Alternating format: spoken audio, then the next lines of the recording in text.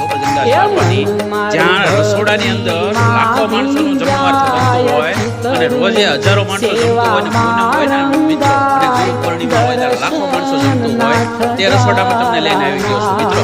એક પણ ગેસનો બાટલાનો ઉપયોગ નથી થતો, બધું લાકડા ઉપર જ બને છે. આજની તારીખે તમે કોઈ પણ જગ્યાએ જાઓ